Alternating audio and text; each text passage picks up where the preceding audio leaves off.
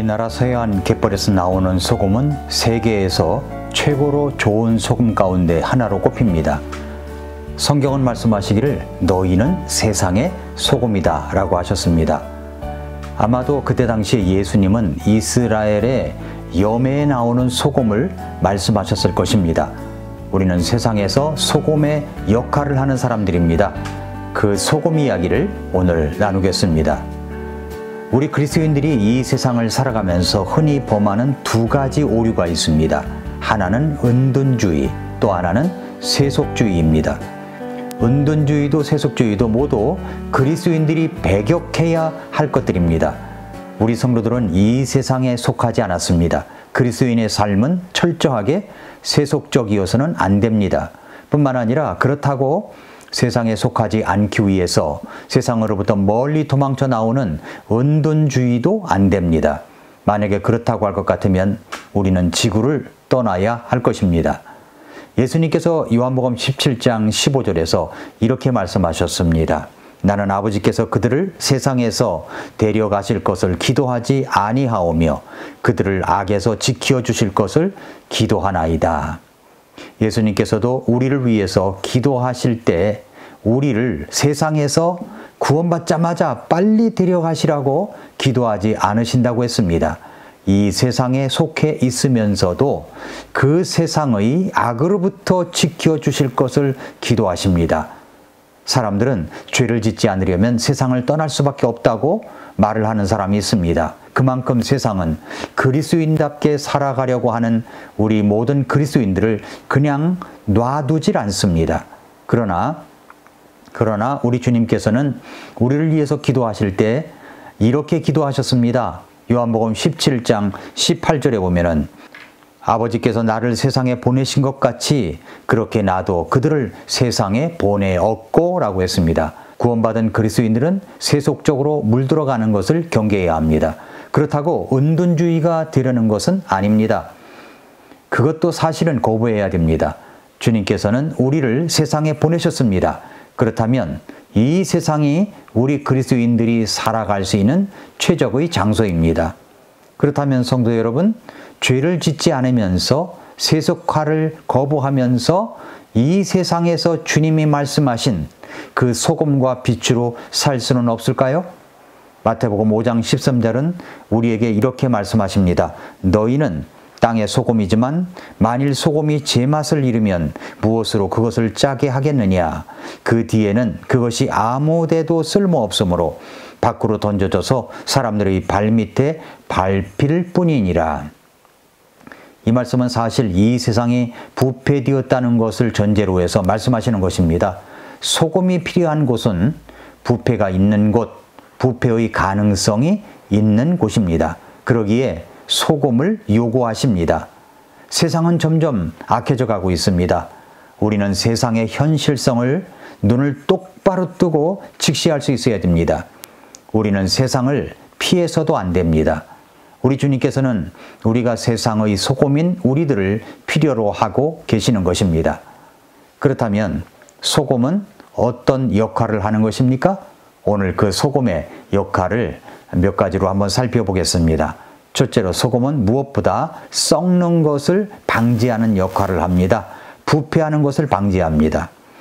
열대지방 황무지에서 소금 없이 어떻게 생선을 보관할 수가 있겠습니까? 소금 없는 사회를 상상해 보셨습니까?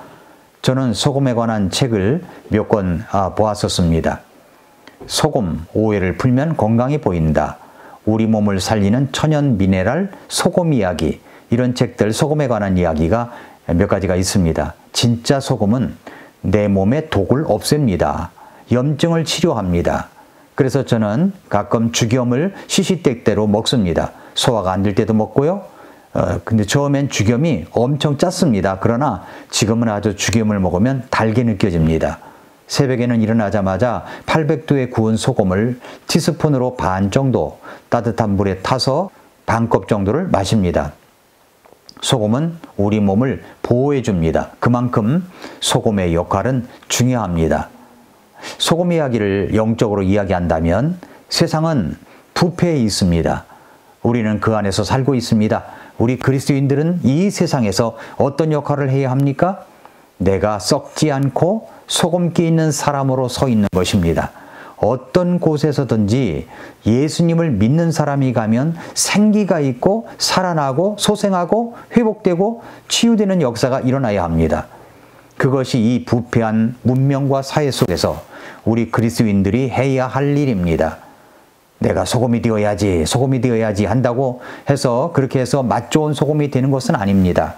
날마다 아침마다 하나님의 말씀과 기도로 시작하면서 내 몸에 영적인 에너지, 영적인 내공을 쌓아갈 때 나도 모르는 사이에 내가 영적 미네랄 영양소가 풍부한 그 소금 같은 사람이 되어 있게 되는 것입니다. 히브리 사람은 믿을 만한 사람, 또 그 인격이 진실하고 하나님을 향한 자세에 있어서 충성스러운 사람을 가리켜서 소금 같은 사람이라고 말했습니다. 또한 그들이 약속을 했을 때는 그 약속이 변하지 않는 약속이 되기를 바라면서 이런 약속을 소금 언약이라고 하였습니다. 신실한 약속, 변함이 없는 약속에 의해 살아가는 사람들, 주님께서는 이 시대에 이런 소금과 같은 사람이 더 많이 존재하기를 원하십니다. 이것이 이제 첫 번째 소금의 모습이고요. 두 번째로는 소금은 맛을 낸다는 것입니다. 맛. 소금이 빠진 음식은 별로 많지가 않습니다. 소금이 들어가야 맛을 내는 것입니다. 우리의 삶이 맛이 없을 때 거기에 소금을 넣어야 함을 꼭 기억하시기를 바랍니다. 웬델 홈즈라고 하는 유명한 미국의 크리스천 한 사람이 있었는데 그의 설교는 매우 탁월했습니다. 누가 보기에도 말씀을 전하는 은사가 있는 사람이었는데 그는 목회자 되기를 거부하였습니다. 그는 이렇게 말했습니다. 만일 내가 알고 있는 목회자들이 장의사처럼 행동하지만 않았더라면 나는 벌써 목회자가 되었을 것이다. 장의사처럼 행동하는 목회자, 성도는 없습니까?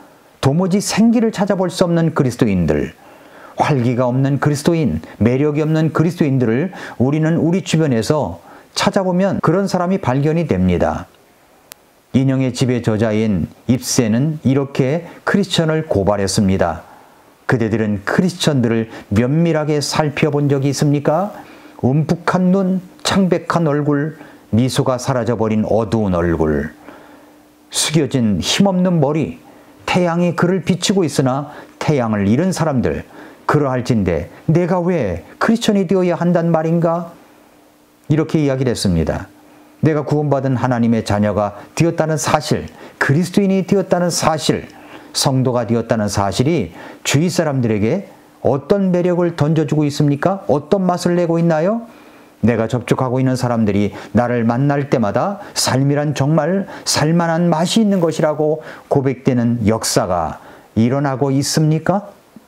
사도행전에 나오는 그리스도인들은 어떤 사람들이었습니까? 한마디로 사도행전의 그리스도인들은 칭찬도 받고 박해도 받았던 사람들입니다.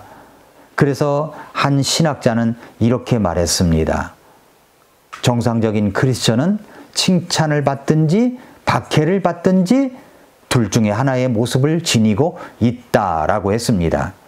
우리가 가지고 있는 삶의 질, 내가 그리스도를 받아들이고 말씀을 사랑하며 성령의 지배를 받는다는 사실 때문에 사람들이 나를 칭찬하고 있습니까? 아니면 세상에 있는 사람들과 삶이 같지 않다는 이유 때문에, 가치관이 다르다는 사실 때문에 나를 핍박하고 조롱하고 박해하고 있습니까? 그들은 나를 핍박하면서도 내 삶을 부러워하고 있는 것을 아십니까?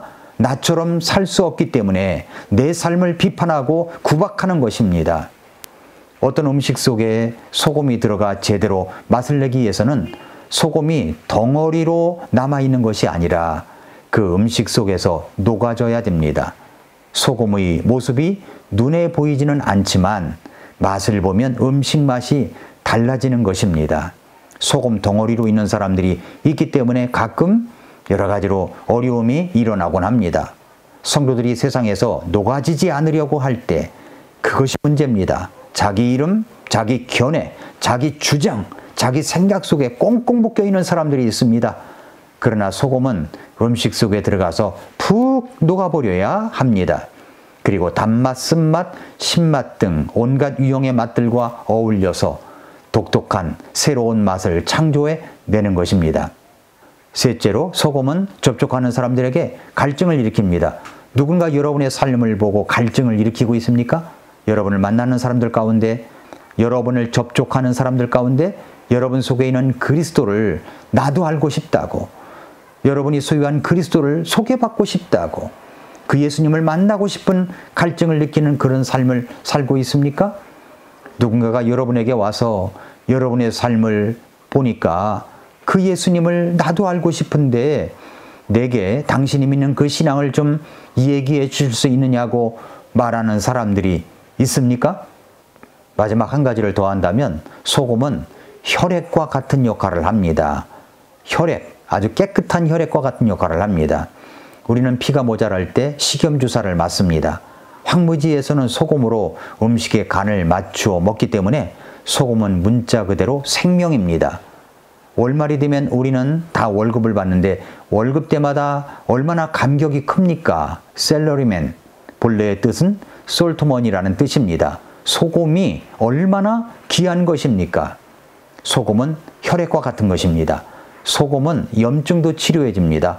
저는 감기 걸렸을 때 죽염을 먹습니다. 소금이 없는 곳은 없습니다. 소금은 평범하지만 참으로 귀한 가치가 있는 것입니다. 그리스도인의 삶이란 바로 이런 것입니다. 평범함 속에서 가치가 있는 삶인 것입니다. 사랑하는 성도 여러분, 애청자 여러분, 여러분이 구원받은 하나님의 자녀라면 세상에서 여러분의 삶은 소금의 사람이 되어야 합니다. 소금처럼 사십시오.